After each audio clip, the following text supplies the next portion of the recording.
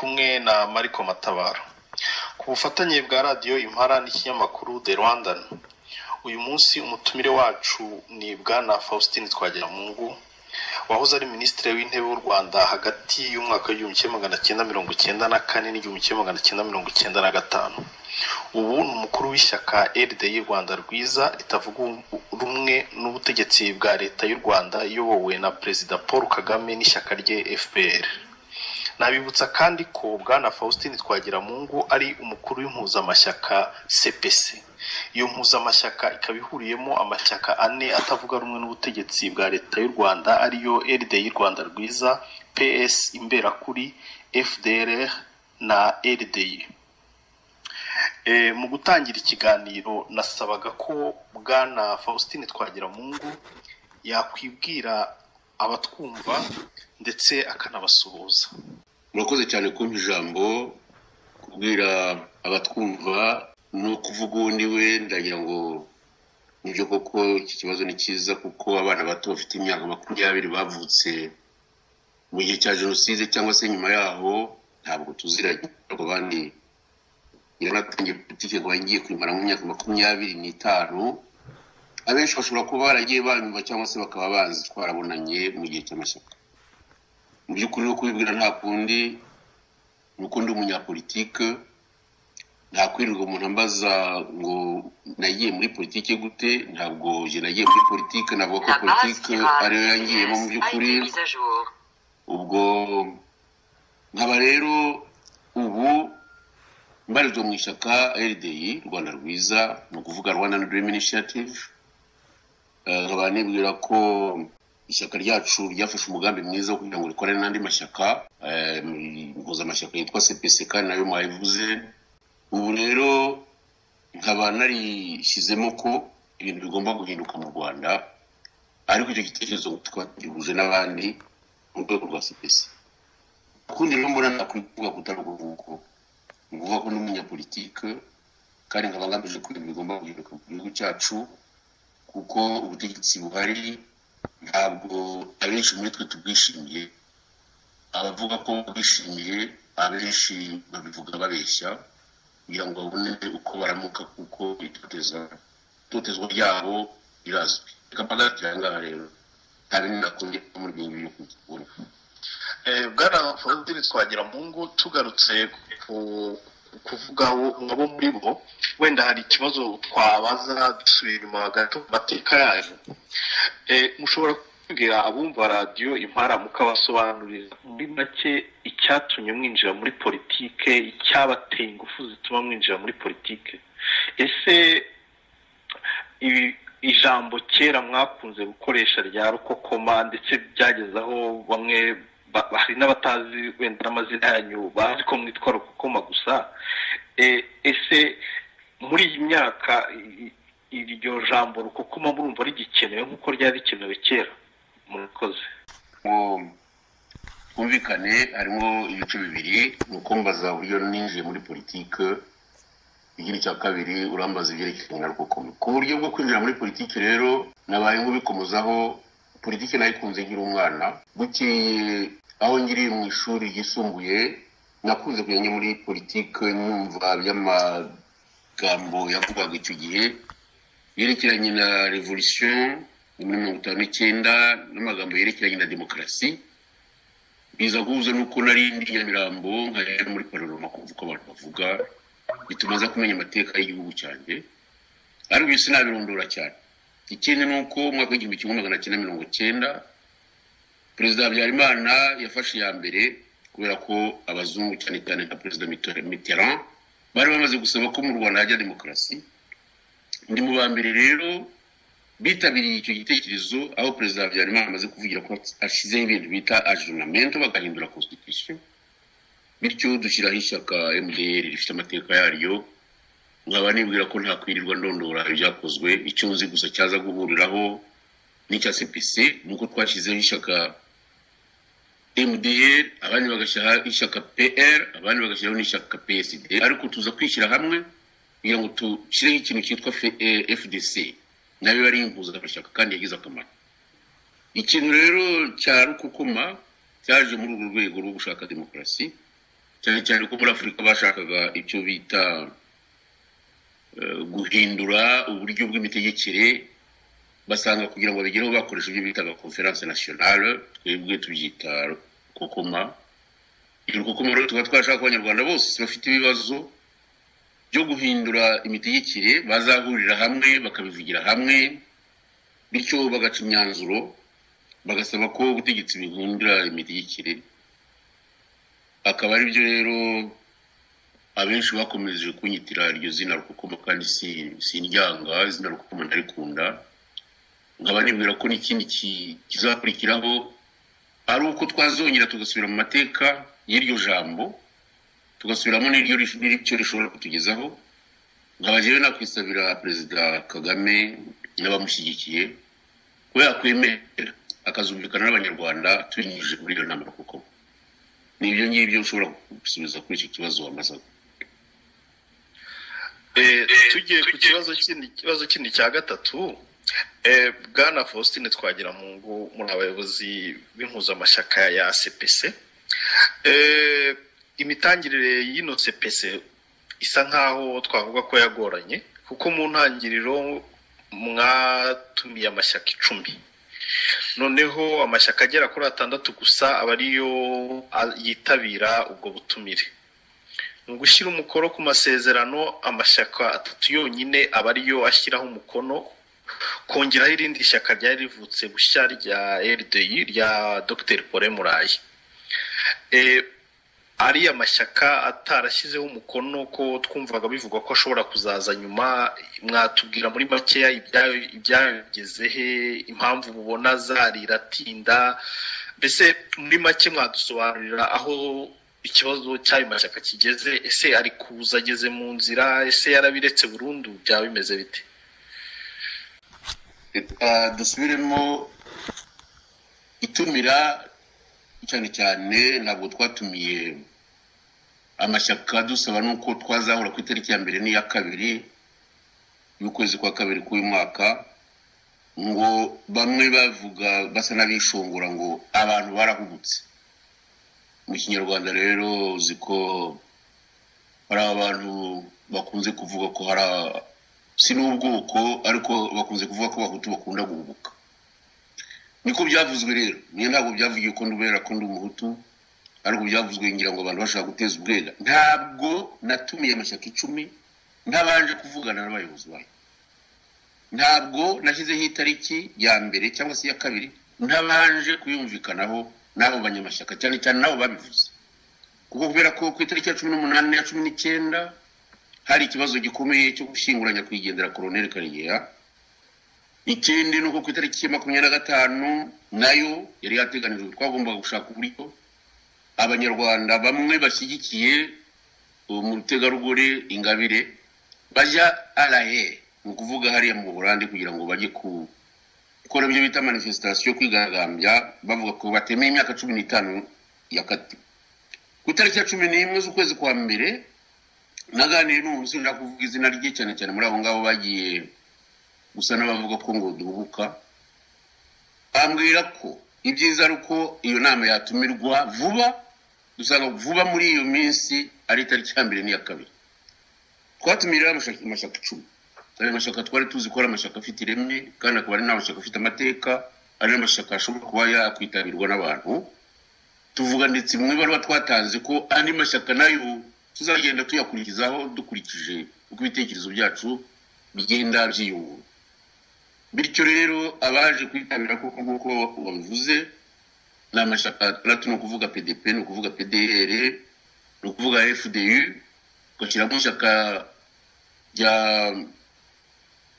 RDI, ugashyiramo n'ishyaka rya FDLR, ugashyiramo na PS.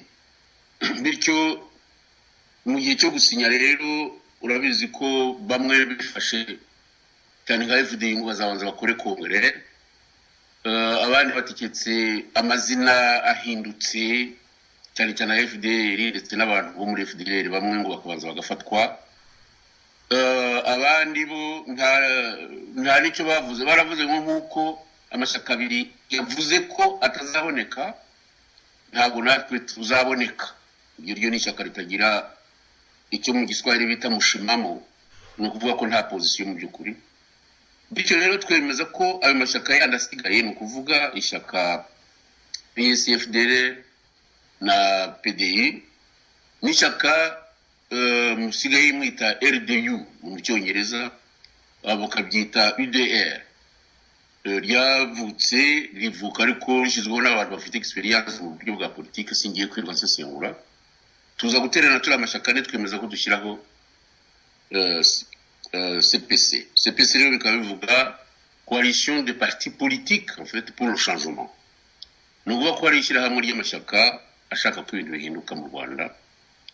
Bityo rero nkaba nibwira ko twebwe ibyo twafashe by'ibyemezo byo kugira ngo amashyaka ne akorera hamwe bizagirwaho nta shiti, kandi impamvu biragaragara nuko abantu bari mu buhungiro mu bihugu bitandukanye abafite ibibazo cyane cyane n'abari mu ishyaka FDLR. Ntabwo ishyaka FDLR ari ishyaka ry'abicanyi abajenosideri nk'uko Perezida Kagame akunze kubyitwaza, kimwe n'abagenzi be bashaka uburyo bwo gukomeza kujya kuvoma no gukama Kongo ubukungu bwayo ifite ngo bagiye guhiga y'abantu, hakaba za kimya ya mbere, kimya ya kabiri, sinzi n'ibindi nk'ibyo. Ariko ibyo bintu bimaze imyaka 20, tuvuga imyaka 18 da, cyangwa se kuva 1996 tukavuga kuva icyo gihe kugeza ubu ngubu iyo ntambara iracyariho ngo barwanye ba genocide. Iryo shyaka rero twebwe tukaba tuzi ko hari abantu bageze ku 200,000 mu mashyamba ya Kongo barishyigikiye. Nkaba numva ko rifite ingufu kandi ko tugomba kurishyigikira. Umuntu ari kuvuga kimwe na wa wundi ngo nta kundi byagenda. Irindi shyaka ni ishyaka ryitwa PS. Iryo shyaka rifite abanyarwanda benshi baririmo mu gihugu, rigagira n'abantu benshi baririmo hanze. Sinumva ko ari ishyaka mu mashyaka ari hanze ashobora gupima n'ayo mashyaka ukorana. Ikindi rero ni uko hano mu mahanga hari amashyaka abiri, ni ukuvuga RDI, tuvuge RDI Rwanda Rwiza, tuvuge na UDR. Ayo mashyaka abiri akorera hanze mu bihugu cyane cyane by'Uburaya. Ntabwo numva ko hari andi mashyaka ashobora kwishyira hamwe ngo abe yayarusha ingufu. Iyo uyashyize hamwe rero by'ibice ukora bitatu, ari ayo mashyaka ari mu mahanga mu bihugu by'Uburaya, ari n'amashyaka ari mu Rwanda, akaba no hanze, ari n'ishyaka rya FDLR. Niba hari andi mashyaka yumva azagira ingufu kuyarusha, azakoreye impuzamashyaka yabo. Ntabwo ari ukubakabya, ariko nuko mbibona uti kuki nuko imiryango igifunguye. Ntabwo twahora tuvuza induru tubwira abantu ngo nimushyire hamwe, abantu ho gushyira hamwe ahubwo bakishyira hamwe ku giti cyabo. Kubera iki? Kubera ntabwo bari bumva icyo ari cyo le pouvoir, icyo bumva ni inyungu zabo bwite iri kumibona. Ngaba rero nibwira ko amashyaka yemeye ko azaza, reka nyasubiremo, dushyiraho n'akanama twita concertation n'amashyaka atatu, ni FDU, PDR n'ishyaka PDP. Ngaba nzi rero ko habayeho kongere ya FDU mu minsi ishize, ubundi kongere ngo yari kugira ngo bazaze mu mpuzamashyaka CPC. Icyemezo bafashe siko kivuga kandi birumvikana. Ntabwo FDU ishobora kuza muri CPC RNC itayemeye. Igihe izabonera visa ya RNC izaza. Igihe RNC izadesida takwizafata icyemezo cyo ko bazira rimwe imiryango irafunguye, bazaza hamwe n'Amahoro Congress, bazaza imiryango irafunguye. Ariko niba bumva ko bashobora gukora bonyine, uko ari batatu, bakaba bakorera mu gihugu cyangwa se bakaba bakorera hanze, nabyo muri demokarasi ntawe uzabibabuza. Ariko twagira ingufu birenze ari uko dukorera hamwe. Reka no mu izina rya CPC, jewe abari muri ayo mashyaka bantoreye kuba nababera umukuru, kandi uko nibyo mfata ya mbere nongere mbatumire kuri radio yanyu Impara, nzongere mbatumire no mu nyandiko, nongera kubumvisha ko ibyo ubutegetsi dushaka guhinduka kurushizaho. Ngaba rero ngo muri make niba ntanarambiranye, igihe nguko mbibona CPC yagombye kuba inkingi y'amashyaka ashaka kurwanya buriya butegetsi, niho tuzagira ingufu. Ikindi ni uko kuyarwanya, iteka iyo buvuze kuyarwanya bumva ko abantu bagiye gufata imbunda, abandi bagatangira bagaca ku manywa ngo bafatanyije ngo n'abicanyi twafatanyije nabo. Ikindi navuze kenshi ko nta mwicanyi ugira ibara. Ntabwo bitumva ukuntu cyane cyane nka Perezida Kagame we n'abamushyigikiye bo bavuga ko atarabicanyi siniriwe rumvuga iby'indege bahanambiye mu kirere agafuba perezida babiri siniriwe mvuga abantu bapfuye ikibeho 800 batabazwa kugeza ubu ngubu siniriwe mvuga ibihumbi hafi 300 bishe muri Kongo siniriwe mvuga abantu basigaye batsinda mu bitanda mu hoteli abo bantu bakigira intore nziza cyane z'abamarayika bakibwira ko ibyo bavuga abandi batashobora kubivuga icyo dushaka rero ni icyo dushaka no kubaka igihugu tukacyubakira urubyiruko ruriho nabo bakazakiraga urubyiruko rundi ruzaza nyuma yabo nabe ibyo gukomeza kwishongora muri politiki ibyo ntaho bizatugeza gushyira hamwe tukabwira ko ubutegetsi buri mu Rwanda tukabwira ubutegetsi buri mu Rwanda ko bugomba guhindura imitegekere yarwo bitaba ari ibyo uguhaza afata kuzindira n'ibyo nyese n'ibishobozi cyabona gishusho murakoze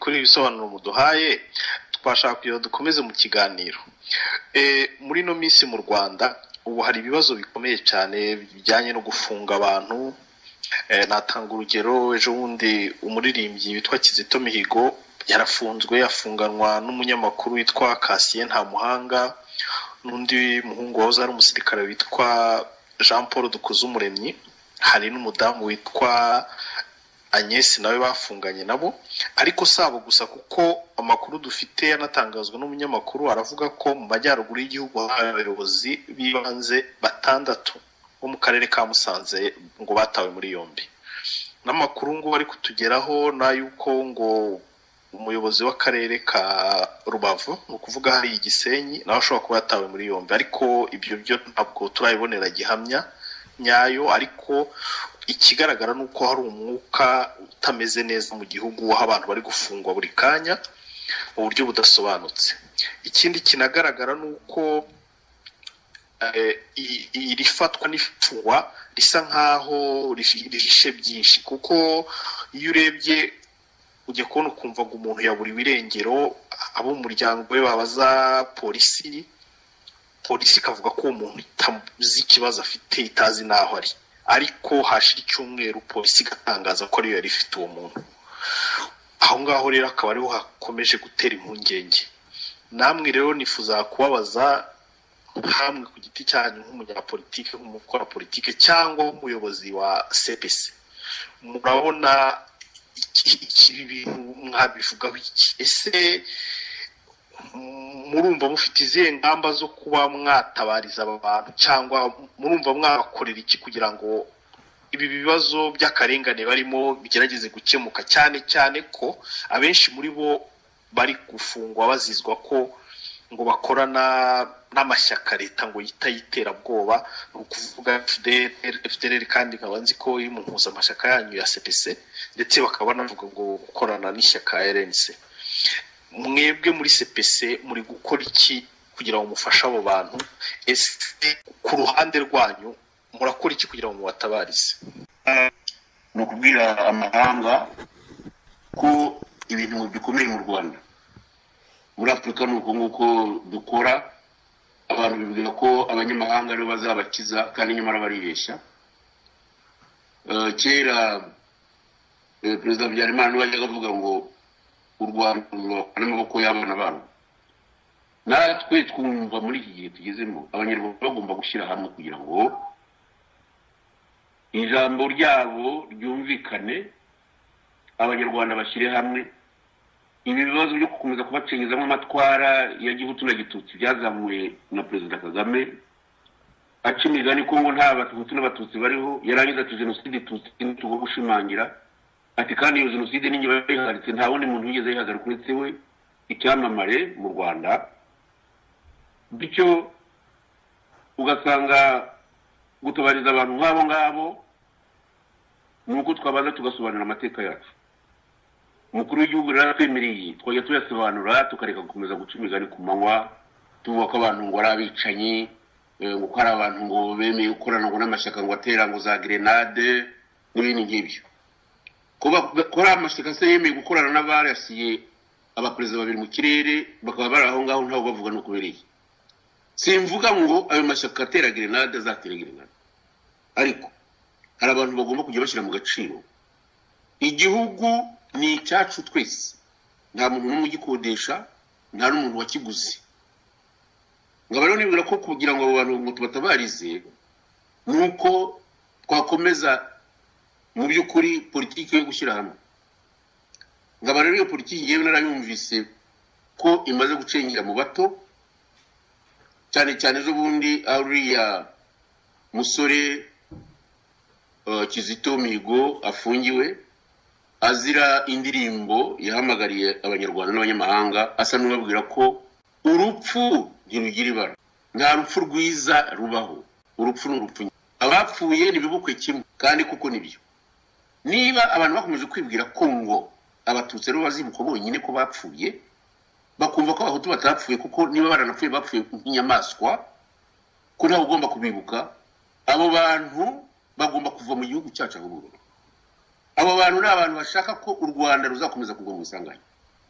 Ubyigisha n'ababyumva buryo, abo bantu bagomba gushaka hari ngewe uko mbyumva bari bakwiye kwishakira ikindi gihugu, kuko kugira ngo bazakituvanemo ntibizashoboka. Ngaba rero ngira ngo kubatabariza no kuvuga ko twagombye kumvikana twe nk'abantu muri CPC, tugafata ijambo, tugashaka n'amashyaka, tugashyira hamwe iyo politike tukayamagana, kuko ni politike y'ubwo. Mu kwezi kw'itariki ya mbere z'ukwezi kwa 10 mwaka w'1990 igihe inkotanyi zateraga mu Rwanda, bafasha abantu bashyira mu maprizo baruzuza. Biriya ntabwo byerekanaga ubutwari, byerekanaga ko hari ikintu cy'ubwoba. Byari bimeze nka byari byo muri Bibiliya, baravuze ngo Yesu yavutse, ngo yavukiye i Betelehemu. Ubwo uwo mutware watwaraga i Betelehemu w'umuyahudi ntabwo nzi izina ry'isingibuka, ariko bakoranyije abantu bati mugende mushakishe umwana w'umuhungu wese wavutse ahantu hose ari mu mwice, ubwo muzamwice mw'uwo mucunguzi waje. N'abandi rero niko byagenze, bati mu gufata abantu bose baba abahutu baba abatutsi, kandi ubwo abatutsi cy'igino abahutu nabo bafashwe ari benshi, bafashwe 80% bajanwa muri za gereza. Ibyo rero ntabwo byararangije ikibazo. N'ubu rero niko bimeze.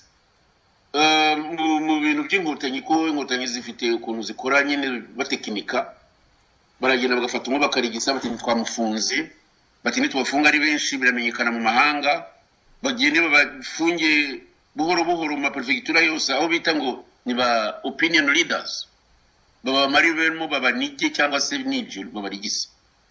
Ibyo bintu rero bigomba guhagarara, kuko ntabwo barwanya ubutegetsi kubera ko babwanga, baburwanyiriza gusa ko ubutegetsi ari bubi. Nta kindi gituma abantu baburwanya, ari abo bari mu mashyamba, ari abo bari mu gihugu, ari natwe tuvuga ubu ngubu ko natwe duhigwa.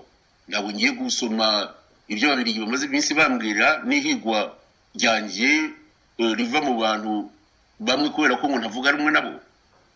Bityo rero nkaba nibwira ko ubu ngubu ibihe turimo ni ibihe byo gutekereza, tugatekereza ko igihugu atari cy'umuntu umwe, tugatekereza ko igihugu atari icya FPR, tugatekereza ko igihugu kitabohojwe n'abantu bari mu ngabo za Museveni bavuye i Bugande bakaza bagatera u Rwanda, ko igihugu ari cy'abanyarwanda bose. Abo bateye ari n'abatewe bagomba gushaka uburyo bajya muri politiki nshya. Akaba ari nayo mpamvu yewe numva tugomba guhamagarira ishyaka nka RNC rikaza tugafatanya na FDU, tugafatanya n'andi mashyaka mbese yumva ko afite ingufu zo kugira ngo ibintu bihinduke. Nta kundi rero twagomba gutabariza abo bantu, bitari kubatabariza kuri ubwo buryo. Ikindi cyo kubatabariza nuko twasaba Perezida Kagame agashyira mu gaciro, kuko sinumva igituma umuntu ashobora kwangana n'undi muntu bya politiki kugeza ugomba kujya kumuniga. Sinumva igituma ushobora guhiga umuntu ukamuhiga bukwaro, ukamuhiga buhongo kugeza igihe umwiciye. Ntabwo nirirwa mvuga ibyabaye kuri Bagatabazi, ntacyo bari babatwaye, cyangwa se ibyabaye kuri Bagapyisi ntacyo byari bibatwaye, kwari kugira gusa ngo bumvikane, ari ibyo bintu byashobotse, ariko bakabicira kugira ngo babone ibirego byo kurega Habyarimana. Iyo politiki rero igomba kurangira, politiki y'amayeri, politiki y'ubugome, politiki yo kwiharira ubutegetsi igomba kurangira byanze bikunze. Reka rero tuvuge ko kubahururiza no kubatabara nta kundi atari kubwira abanyarwanda bose ko tugomba gushyira hamwe. Ngabanyira ko ntarangiza ubu ngubu iki kibazo cyawe mbwira, ndagira nti ubutegetsi ni ukuvuga ibyo bitari pouvoir, ntabwo ari ibintu byo gukinisha. Ikindi mugomba kwitondera ni ikintu bakomeje kwita ngo ibyo bita reconciliation, aribyo bita hari gushyira hamwe ibyo bintu byo gushyira hamwe bizakorwa n'urubyiruko. Aba bana bato bafite imyaka 20 navuze ko ari kuva kuri 18 ugeze nko kuri 36 cyangwa 5 ukavana kuri iyo ngiyo abo bagwa mu ntege 35 kugeza kuri 55 abo bantu bagomba gutegeka igihugu, buri bafite ingufu zo gutegeka igihugu. Abo rero bagomba gushyira hamwe cyane abantu bafite imyaka 20. Abo bana ibyo bintu by'ubwicanyi ntibabigiyemo, ntibazi n'ibyo ari byo, ariko bagenda babacengezamo. Abahutu n'abicanye, abahutu bagomba kwibukwa, abahutu twarabarwanije. Jenoside yatangiye 1959 irangira 1963. Iyo jenoside ko twariho twebwe ko tutayibonye 1959. Ubu ngubu bazabwira Abafaransa bakoze revolution ko bakoze nabo jenoside. Koko nta soni bari kuvuga ayo magambo kimwe na Perezida Museveni uzagahura udukikamara akaza akavara amagambo hariya ko bakayibona n'abicanye bakoze jenoside yo 1959 kugeza 1963. 1959 hategekaga babiri, 6 hategekaga babiri, 61 hategekaga babiri, 62 kugeza ku itariki ya 30 nijoro mbere y'uko itariki ya mbere y'ukwezi kwa 7 itangira hategekaga babiri, 62 kuva ku itariki ya mbere hategekaga abari bagize Repubulika y'u Rwanda na Perezida Kayibanda Rwiwe. Ariko cyo abantu babona ko twasaze ko abantu bica kugeza amagingo aya ngaya. Bityo rero nibwira ko abo bakomeza gufunga abantu nibabaha amahoro. Niba ari abantu b'abagabo bashize mu gaciro bazi ko politiki igomba gukorwa ari uko abantu bavugana bareba mu maso, nibemere tuvugane. Ariko barakubereke kumeza guteza ubwiga ngo bafite imbunda ngo batera abantu bakabamara. Ikindi ariko nongeraho ngiye kurangiriza kuko navuze amagambo menshi, ni ukwiyama abantu bita communauté internationale. Abantu bato mugomba ntabwo tugomba gukora politiki yo gupfuka imbere y'abazungu. Iyo politiki irarangiye. Tugomba gukora politiki yo kubumvisha ko ibintu bitagenda mu gihugu cyacu. Abadufasha bakadufasha, abatabishaka bakarorera. Kuko ibyabo ni imari. Abasomba za zahabu na za cobalt na za uranium nuko na za diama biba babivana muri Kongo babaha abo nibo bashyigikira. Ushobora gushyikira abantu babicanye ku buye buryo bwuko. Shikira abantu bajya kuniga bari mu hoteli, abantu babashyigikira koma. Aba bantu rero duhururiza n'abo bantu bahagarara ibihugu byabo mu Rwanda babyumve baryo. Barajya kumeza guhembera abantu byabicanyi ngo niho ngo ibyabo bizagenda ngo hari security ngo nta security igomba kuba mu gihugu igihe abantu bahinda imishyitsi. Nta security yo gufunga abana nk'abariya nk'abo bakizito bavuga bati igihe kirageze ko tubana mu Rwanda ugashyira mu rugo gafunga. Reka ndekira aho ngaho ko byaza gutuma nkora ibintu bimeze nka mitingi kandi ari ikiganiro cya radio. Mumbabarire cyane. Dukomereje ku kibazo gikurikiyeho, mu byago u Rwanda rwagize mu minsi yashize cyane cyane mu myaka ya 1994, Bwana Faustin Twagiramungu mwatakaje abantu benshi mu muryango wanyu, mutakaza inshuti nyinshi. Ese mwebwe bino bibazo byo kwibuka mubibona mute? Ano mazina leta y'u Rwanda iha ibyabaye muri 1994 ikurikije uko politiki igenda, uyu munsi byiswe gutya, uyu munsi byiswe gutya, mubibona mute? Hari abaturage benshi navuga mu bwoko bw'abahutu bamaze iminsi bafungwa barenganywa. Natanga nk'urugero rw'umukecuru ufite imyaka 73 ku Kamonyi, amaze gufunga inshuro 3 zose. Inshuro ya mbere yafunzwe amezi 6, inshuro ya kabiri afungwa imyaka 2, n'ubu arongera arafunzwe. Icyaha zira ngo nuko ngo abaza ngo abahutu bazibukwa ryari bagahita bashyira mu buroko. Ese mwebwe ubwanyu byaba ku giti cyanyu byaba no mu mpuzamashyaka ya CPC, iki kibazo mukibona mute? Mubona kizarangira gute? Mubona umuti wacyo uzabuwe? Numva mu by'ukuri kizarangizwa na Perezida Kagame kuko n'ubwirwa ntabwo tuvuga ngo turabwira guverinoma nta decision ifata nyanzuro ari uko Perezida Kagame agize icyo yivuga. Iyo yanze ibintu bihita birumvikana kuko ntabwo azahakana ko ubutegetsi afite atari ubutegetsi bw'umunyagitugu n'ibyo bita dictateur mu Gifaransa. Akaba rero wari we wemeje ko mu by'ukuri abahutu bagomba kujya basaba imbabazi, kabone niyo baba bataramenye iyo jenoside, ariko bagomba kujya basaba imbabazi. Ikindi ntabwo abahutu bagomba kujya bajya mu bintu by'akababaro, cyane cyane nko mu gihe cy'igisibo mbona ariko navuga ariko n'ikizihe cy'ikiriyo abo ngabo ni bagomba kuri ndabwo urugero zo bundi umunyamakuru yarambajije ntabwo nashoboye kwihangana kubera ko ibintu nabonye nanyuzemo ni ibintu bikomeye cyane kuba ntarihanganye rero n'ubona n'abanyumvise bambabarire akababara umuntu abafite akababaro gafitwe n'abo bahutu biciwe bakicirwa n'intera hamwe abandi bakicirwa n'inkotanyi ariko bakaba badashobora kuvuga bati natwe twarapfushije biteye agahinda ariko kuki abantu bibwira ko turi bigoryi ni kubera iki kuki inkotanyi zibwira abantu ko nta bantu zisha kuva muri 90 kugeza amaginga ya ngaya inkotanyi nta bantu zisha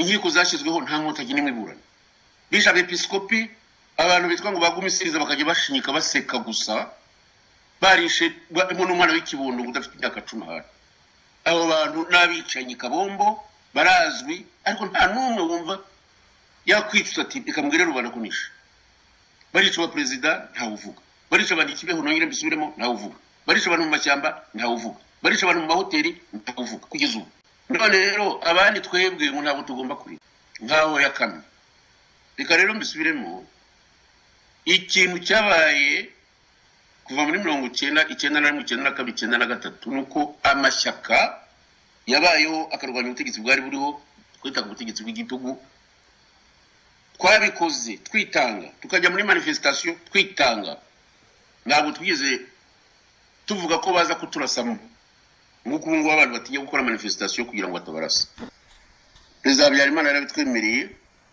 abafaransa n'abandi bazungu bati demokarasi igomba kubaho mu Rwanda ibyo bintu byaremewe ubu rero ntabwo bigishoboka abantu ubu bagiye muri manifestation ngira ngo bamusimbize uko byagenda mu Rwanda ubu ariko kurira ni ngombwa ku muntu babaye wari wese ufite agahinda ntabwo agahinda arakabatutsi gusa agahinda n'akabantu barwanije iriya ngoma y'igitugu yari iriho hanyuma intera hamwe zikaza kwirara mu bana bari bemeye ko bashaka impinduka mu Rwanda ntabwo hapfuye abana b'abatutsi gusa icyo kintu giye cyumvikana gutyo nzakivuga kugeza igihe mvirimo kuko ibyo bintu nari mbirimo jenoside yabaye yibasiye abatutsi ibyo turabizi ari ukuza ugatera abantu bose ubwo ko nta muntu wapfuye ko n'uwapfuye ari inyamaswa yapfuye ko batagomba kubibuka ibyo ni igitangaza ntabwo se numva ukuntu Perezida Kagame yibwira ko ashobora kuyobora abanyarwanda abaruranye nk'injiji none umukecuru w'imyaka 73 yavuga ati ese twebwe tuzarira abacu igihe uragiye muri prison ubu natwe nuko nibyo koko tuzirirwa rero turondora bene wacu bapfuye bazize ko giye nagiye muri politique bazize ko navuze bakora abatutsi ari abavandimwe bacu ko nabashobora kuba mu gihugu nibyo singire icyo mvuga nkajya mvuga ngo ikiriyo cyanye gikoreye abatutsi gusa koko ntabwo bizashoboka ngaba rero nibwira ko politiki igomba guhinduka kandi ni mu gihe reka ihinduke aya magambo mvuga uzi icyo yavuga asiyavugwa n'abana batoye bangana na Kizito nabo bayavuga bagafunga nyamara igihe kirageze ngiye nibwira ko ipolitiki ikorwa na Perezida Kagame ari politiki ishaje imaze gukamuka nta kantu kakirimo namba ipolitiki yabaye nk'igikatsi uti kukireba kuva mu mwaka w'igihumbi kimwe magana cyenda 1994 abantu baravuga ati kuko nibyo n'igihunga abantu bakabyemera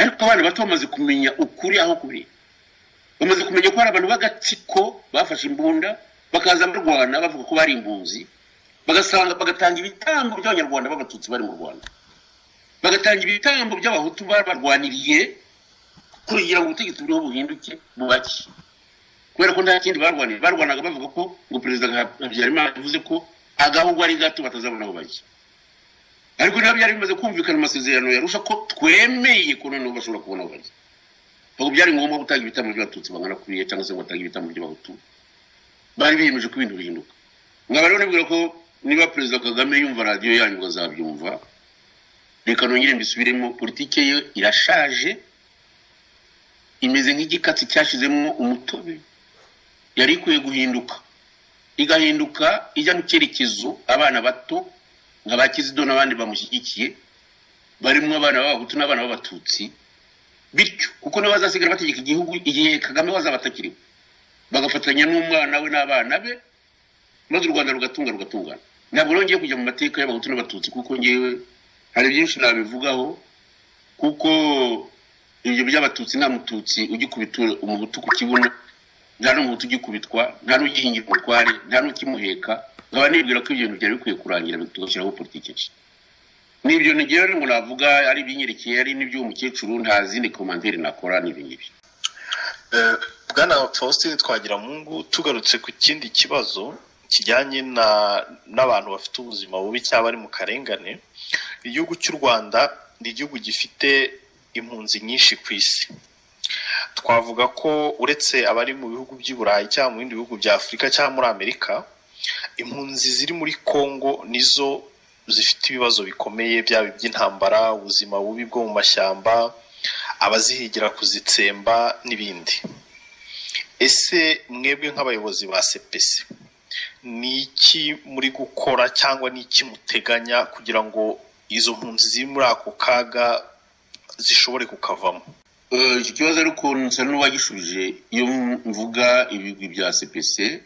Icyatumye tushyira hamwe navuze ishyaka PS Imberakuri, mvuga imikorere yabo, mvuga ishyaka FDLR, mvuga imibereho y'abaririmo naho bari, tuvuga ko natwe dufite imbaraga mu bihugu turimo. Nkaba rero nibwira ko kuba twarashyize hamwe ari ingenzi, nta kindi twabamarira uretse gushyira hamwe bizatuma tugira ku ntego nyinshi, bizatuma twotsa igitutu ubutegetsi buriho, bizatuma kandi dufatanya n'andi mashyaka atari yaza kugira ngo icyo gitutu tucyokirize hamwe ibintu bihinduke mu Rwanda. Nkaba rero ngira ngo abanyarwanda n'abanyarwandakazi bari mu bihugu byinshi binyuranye bagiteka bibuka ko dufite inzego dukoreramo zisumbanye. Abantu bari muri Zimbabwe cyangwa se Zambia, Mozambique, Afrique du Sud, bakaba bari muri Kenya na Tanzania, ntabwo bashobora kwigiranya n'abantu bari mu mashyamba ya Kongo. Abantu nongere bisubiramo, abantu bari mu mashyamba ya Kongo ntibashobora kwivuza. Nta dispensaire, nta centre de santé, nta bitaro, nta maternité abagore babyarira mu gihuru. Abana nta mashuri. Kandi abana b'abanyarwanda bene wacu tugomba twibwira ko iki kibazo kigomba gukemuka. Nta no kwirirwa tukidishwitaho ngo harimo abicanyi, ngo harimo abo bicanyi bazagende bafatwe ingiko zashyizwe. Kimwe na ruriya bari barashize arusha.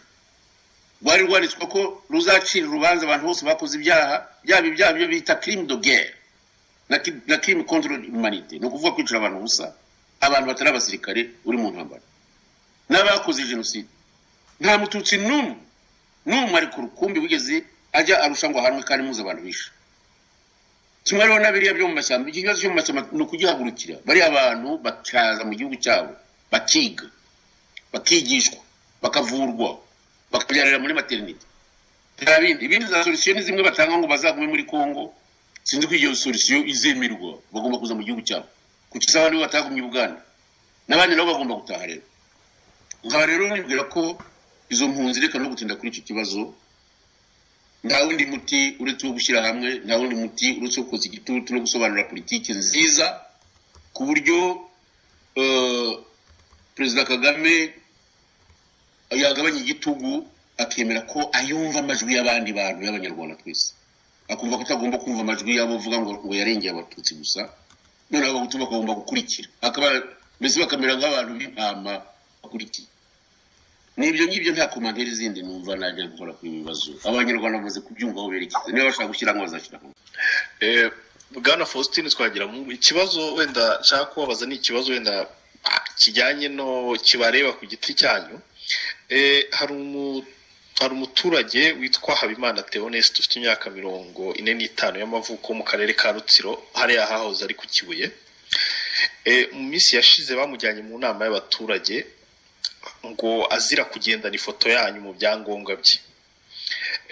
Mu byo bamubajije ngo bamushinjaga ko ngo ifoto yanyu ngo yagize ikibazo ngo ayishyira ku mutima ngo akumva araruhutse. Ndetse no kwisobanura, uwo muturage yagerageje kwisobanura babwira ko tari ifoto yanyu agendana gusa, ko ni foto ya Perezida Kagame ngo yajyaga yigira ngo ariko yo bayimwibye, ngo noneho ngo akaba ari n'umunyamuryango wa FPR akaba atanga n'imisanzu. Mbese umuntu abyumvise yakumva ko byari nk'amatakirangoye. Muri iyo nama ariko yarangiye ngo bamwumvishije ko ngo muri abagizi ba nabi ngo atagomba gukomeza kubakunda. Ndetse banamutegeka ko mbese ngo abita ikigarasha nkurikije uko byatangajwe n'ikinyamakuru Kigali Today cyo mu Rwanda. Ese iyo miterere ngiyo nako n'ibyo wenda sinabyize niba ari akarengane niba ari ikinamahano mwe mubivugaho iki? Ose ni ikikubuza umuntu kunkunda y'urumva nabivuga yiki? Kuki se Perezida Kagame wumva ko bamukunda wenyine? Jewe ntabwo mfite ibyaha bingana n'ibya Perezida Kagame, ariko yewe nawe yaje bitekerezaho Kagame ntabwo yumva ko mfite ibyaha nk'ibye. Kuki se abantu giye batankunda? Nabonye ejo bundi muri Jeune Afrique avuga ko ngo ntatowe ngo navuye mu Rwanda niruka. Jewe ntabwo navuye mu Rwanda niruka kubera ko nshaka kwiruka. Ibyahamvanye nawe arabizi kandi ajya avugisha ukuri. Ikindi yagumye kuvugisha ukuri azamenye ko atansinze muri ariya matora, kuko amatora yo muri Afrika ntawe yatsindiye adafite ingabo cyangwa se ngo agire ibindi nyine abayumvikanyeho nabo bazungu bavuga ko ngo hari security mu karere ngo hakaba na security mu gihugu ko nta demokarasi yagomba kuboneka ahantu ngaho. Ngabaro ko byo umuturage ararengana, aranagira ati nari mfite president, ati nari mfite ifoto ya Perezida Kagame, ati ahubwo bararibye. Nabamenye niba barayibye cyangwa niba yaratakaye, ariko kuba umuntu yanyikundira numva atabizira kuko nta byaha numva ndegwa ntaho nubwo ndumugizi wa nabi. Mugizi wa nabi na nizinde se muri hotel. Mugizi wa nabi se narashindigiwe n'imbunda ya Kalashnikov. Ninde koko igiko naba narambuye niki? Abagizi wa nabi se ntago bazaho bari. Ntabwo ngi ndumugizi wa nabi nibareke umugani wa Yesu avuga ati mureke abana bansange. Iyo ntabwo ndi mu Rwanda, ariko rero ngomba gukora politike y'ukuri, politike y'umucyo, politike numva tuzakomeza muri CPC kugira ngo abanyarwanda barebe ukuntu bashyikirana, bavuge ijambo ryiza, babane, aho tongere basabirane, bongere basubirane n'abatutsi, n'abatutsi bongere basubirane, bityo twongere dusabane tuba abanyarwanda. Yewe ni ibyo nifuriza abantu. Kubona rero n'abantu bankunda umuntu avuga ngo nibakankunda ngo umugizi wa nabi, ntabwo ndi umugizi wa nabi giwe. Sindi no gufata imbunda mu ntoki simbizi. Uretse ko abampiga bashaka kuzanyica bafite ibyo bazabampigira bindi, bazampigira wenda ko ngora politiki yo kubarwana. Nyamara bajye bibuka ko ibyo tuvuga ubu twabivuze no kugihe cya Habyarimana, ko Habyarimana ntigeze atwica rwose. Aho twavugiraga ubu ngubu nibo batwica, kandi twavuga politiki babunze mu myobo badashobora no kuza i Kigali cyangwa mu Rwanda ngo bayihakore. None ubu twe tugomba gupfa koko, nta soni. Reka ndekera Bwana Faustin Twagiramungu, mu gusoza kino kiganiro mu buhe butumwa waha abanyarwanda? Ndavuga abanyarwanda muri rusange, nkavuga abayoboke b'impuzamashyaka CPC cyangwa bazayiyoboka mu minsi iri imbere, cyangwa abayoboke b'ishyaka ryanyu RDI ku by'umwihariko. Ndagira ngo ngusubize mvuga nti ngo kuvuga ishyaka ku giti cyaryo, ahubwo abanyarwanda bose numva bagombye kugira inshingano yo gukurikiza ibitekerezo bya CPC, kuko CPC niyo numva ugomba kuzabavugana.